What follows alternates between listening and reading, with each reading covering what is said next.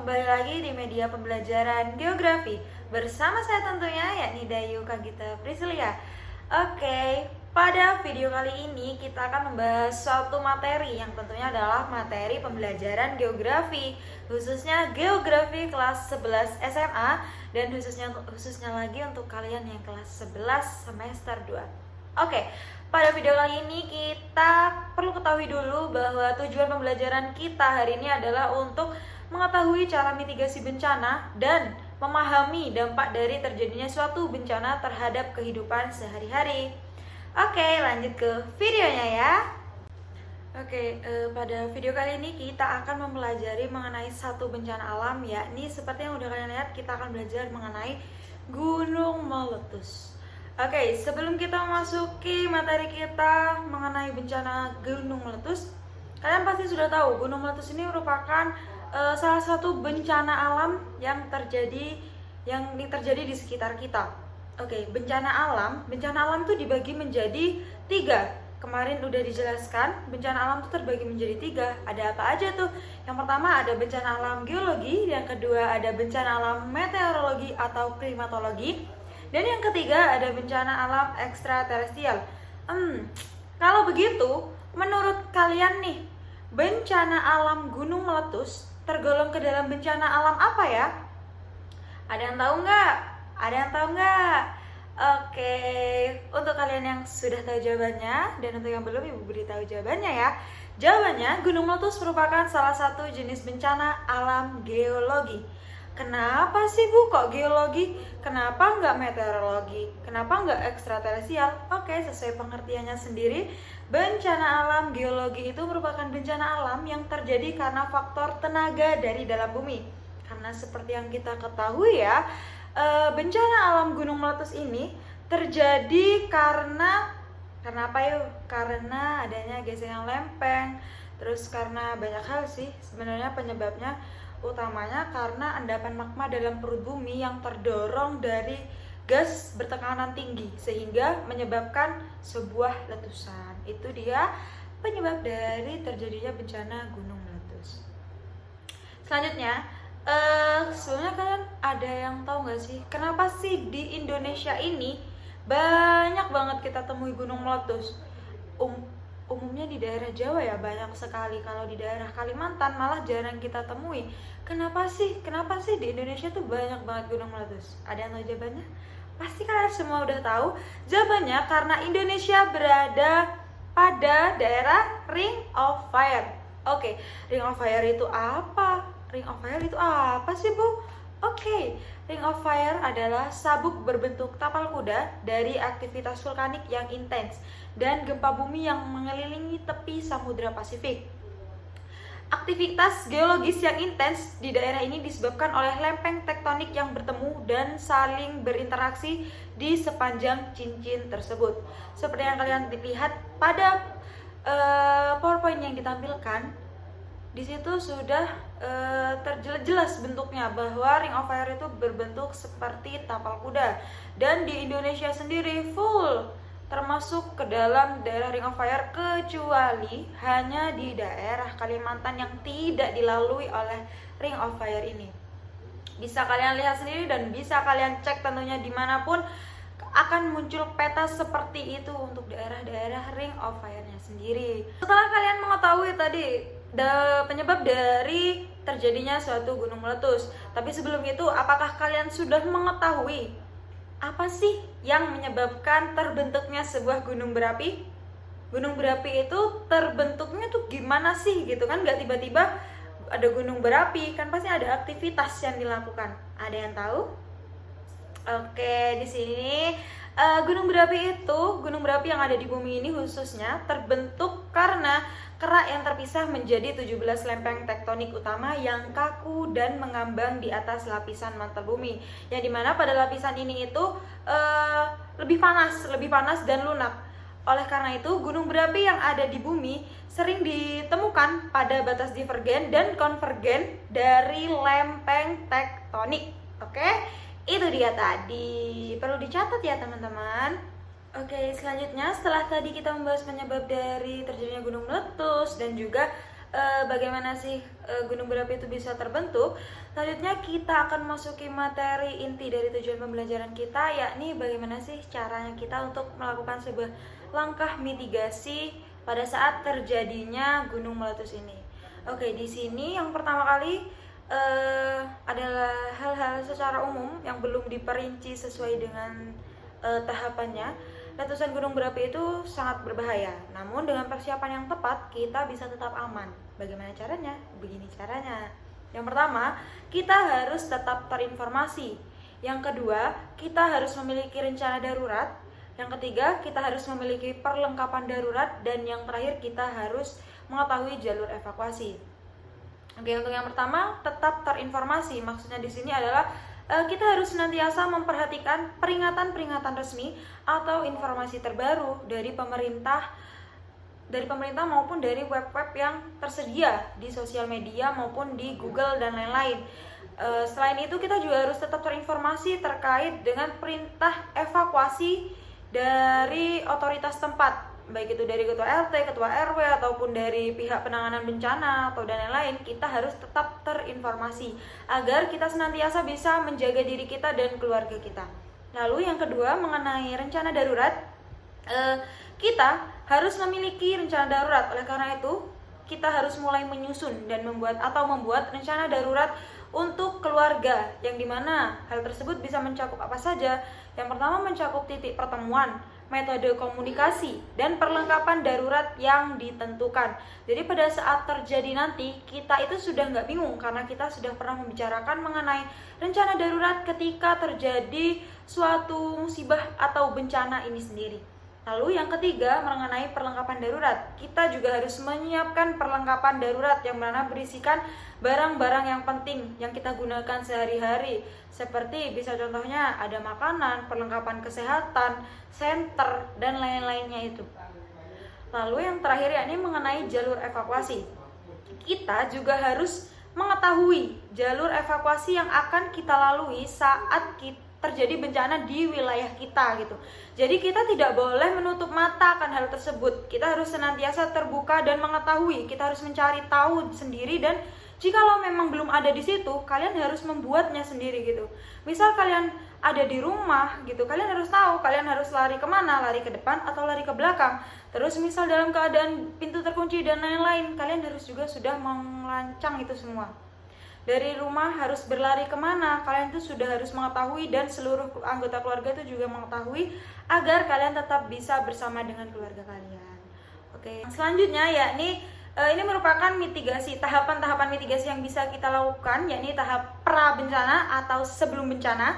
Yang kedua yakni tahap mitigasi saat terjadi bencana, dan yang ketiga adalah tahap mitigasi pasca bencana atau setelah bencana. Jadi mitigasi itu bisa kita lakukan pada saat sebelum, saat terjadi, dan setelah terjadi. Jadi tidak ada alasan sebenarnya untuk kita tuh tidak siap gitu, karena seharusnya kita sudah mengetahui hal ini secara dasar kita untuk melindungi diri kita dan juga keluarga kita. Tahapan yang pertama yang harus kita ketahui adalah tahap pra bencana atau sebelum bencana. Nah, pada saat sebelum bencana ini biasanya masyarakat itu seperti nomor yang satu, mengikuti sosialisasi dari pihak terkait. Sosialisasi ini pun biasanya nggak dilakukan saat mepet-mepet gitu, enggak, pastinya sejauh-jauh hari pada saat memang mereka berada pada daerah rawan bencana, khususnya pada kaki gunung atau daerah-daerah yang dekat bersama dengan gunung api itu.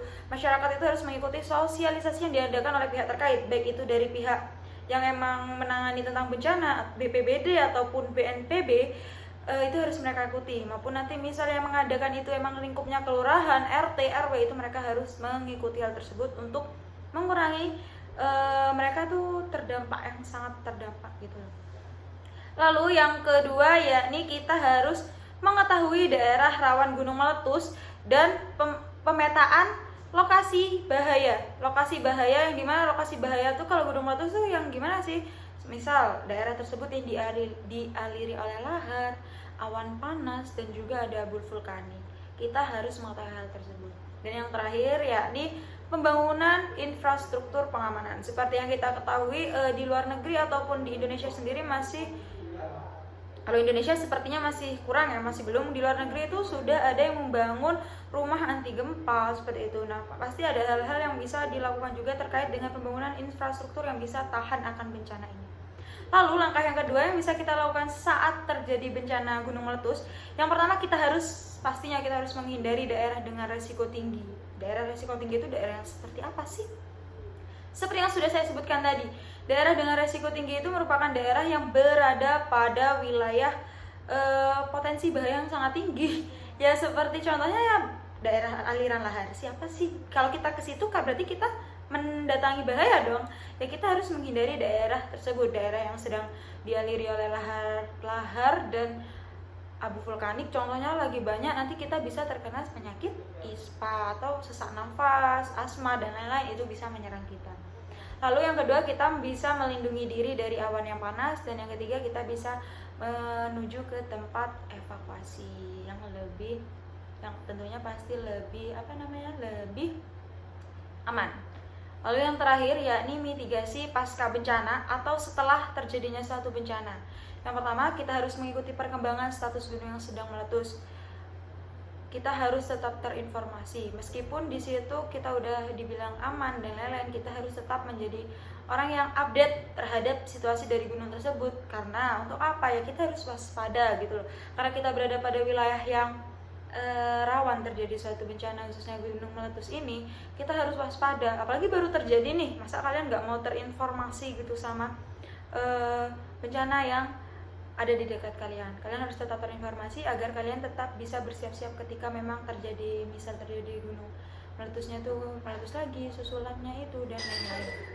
Lalu yang kedua, yakni kita harus mengelola dampak pasca letusan. Letusan gunung berapi itu juga memiliki beberapa manfaat gitu loh. Yang sesaat lagi akan kita pelajari di dampak positif dan dampak negatif dari terjadinya bencana gunung meletus. Dampak terjadinya gunung meletus.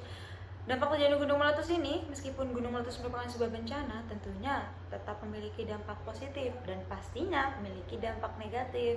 Oke, yang pertama akan kita bahas dampak negatifnya terlebih dahulu. Dampak negatif dari terjadinya gunung meletus ini, yang pertama pastinya adanya korban jiwa dan kerusakan fisik atau kerusakan infrastruktur. Dalam terjadinya satu bencana pasti kita akan menemui korban jiwa dan rusaknya rumah-rumah, rusaknya toko, bangunan dan lain-lain. Itu sudah pasti terjadi karena emang bencana ini sifatnya merusak. Kalau tidak ada yang rusak kan nanti aneh gitu ya. Lalu yang kedua, dari adanya gunung meletus ini dampak negatifnya tentu pencemaran udara, karena tadi ada gas vulkanik yang dikeluarkan, jadinya mengganggu udara bersih yang ada di sekitar kita. Lalu yang ketiga, lahar dan banjir yang merusak tanah pertanian. Lahar dan banjir ini tentu merusak, namanya lahar kan panas, banjir kan bisa banjir lahar dingin dan lain-lain. Itu juga pasti tentunya merusak pertanian dari masyarakat yang terdapat di sekitar kaki gunung berapi. Lalu yang ketiga, sesuai dengan poin nomor 2 dari dampak negatif pencemaran udara yang berkaitan dengan udara juga, tentunya dari gunung meletus ini dapat mengganggu transportasi udara. Karena kan asapnya biasanya tinggi banget tuh ke atas, atau kayak yang biasanya kita kenal tuh ada wedus gembel dan lain-lain. Itu tentu mengganggu transportasi udara seperti pesawat, terus roket dan lain-lain mungkin ya. Itu sangat-sangat berdampak pada dunia transportasi udara kita. Lalu untuk dampak positifnya nih, yang pertama, tanah di daerah tersebut menjadi lebih subur. Kenapa? Karena tanahnya mengandung material vulkanik. Karena mengandung material vulkanik yang sifatnya menyuburkan gitu. Meskipun di situ merusak, pasti tentunya merusak dulu, karena kayak misal kita udah mau panen dan lain-lain, terus tiba-tiba terjadi bencana gunung meletus ini, ya udah gagal panen. Tapi setelah itu tanah di sekitar situ tuh akan menjadi lebih subur. Lalu yang kedua, adanya mata pencaharian baru. Ada yang tahu nggak mata pencaharian barunya ini apa? Adalah ya, ayo. Mata pencaharian barunya yaitu tambang pasir.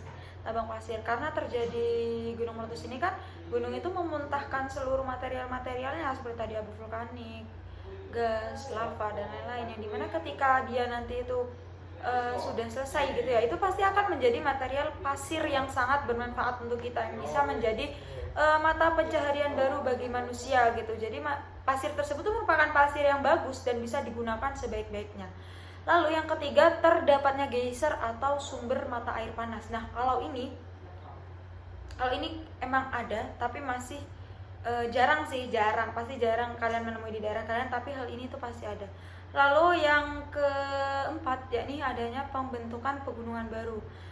Seperti di mana ya, yang Danau Toba atau yang di mana itu, pokoknya ada anak Krakatau. Gunung Krakatau kan besar, terus ada anak-anaknya itu karena dampak dari letusan gunung Krakataunya, ibu Krakataunya itu sendiri, yang dimana mungkin yang dilontarkan itu ada suatu material aktif dan sampai membuat bagian bawah buminya itu membuat rekahan baru yang kecil, yang dimana sehingga memunculkan pegunungan baru, ini anak Krakatau itu sendiri. Dan yang terakhir yakni ada pengembangan pariwisata. Pengembangan pariwisata ini udah pastilah, daerah yang terdampak gunung meletus itu pasti banyak juga didatangi orang-orang yang ingin meneliti terkait dengan pasirnya dan lain-lainnya. Dampak positifnya juga itu, di situ bisa menjadi bahan kajian ilmiah dari kita semua untuk dijadikan artikel, dijadikan opini, dijadikan bahkan karya tulis ilmiah berbentuk skripsi atau apa. Di situ sangat membantu juga untuk kita yang sedang ingin melakukan penelitian terkait dengan hal tersebut. Oke, itu tadi materi kita pada video kali ini. Semoga apa yang saya sampaikan bisa kalian terima dengan baik, dan jikalau ada materi yang kurang dan lain-lain, kalian bisa mencari informasi di platform lain atau di website dan lain-lain. Oke, jangan lupa diperhatikan bagaimana caranya kita melakukan sebuah mitigasi saat terjadi bencana, sebelum bencana dan setelah bencana, agar kita senantiasa menjadi manusia yang memiliki ilmu dan tidak panik ketika terjadi suatu bencana, karena panik akan merusak segalanya. Jadi cukup sekian pada materi media pembelajaran geografi pada video kali ini. Kurang lebihnya mohon maaf. Sampai berjumpa pada video pembelajaran berikutnya.